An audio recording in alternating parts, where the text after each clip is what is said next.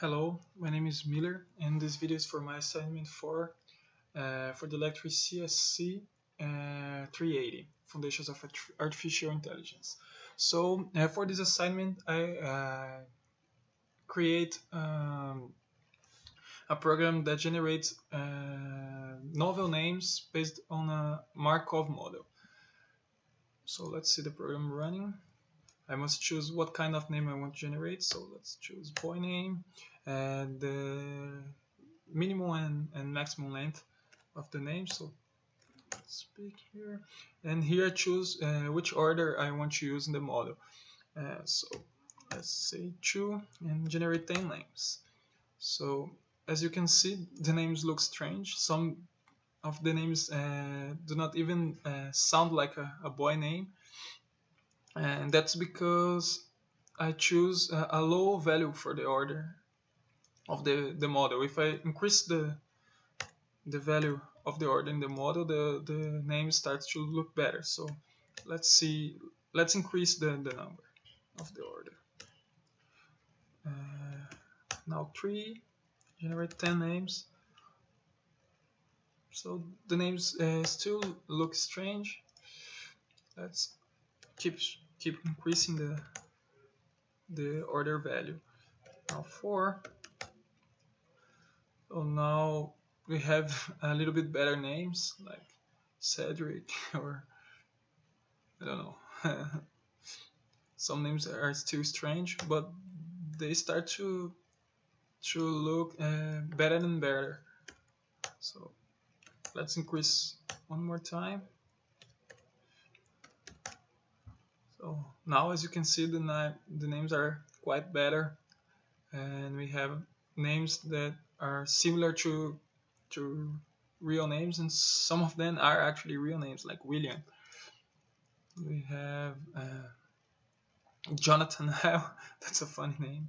Giovanni, that's actually a real name. So the names start to look better. So let's take a look in the code. I use a hash table to represent my Markov model. And here's some functions that I used and a basic user interface that I use to ask the user the information that I need to generate the model. Here's a function where I actually create the model. So I create the hash table here. One function to use this model to generate new names, and a function to print the names generated, and one function to create a log of the names created for the program. So let's see. The important things here is that I use a list of names. I have 2 lists, one for boy names and one for girl names. So here I use this function basic to calculate the probability of one letter occurs after a substring, and the size of the substring is equal to the Markov order chose. For example, if I use a Markov order 3,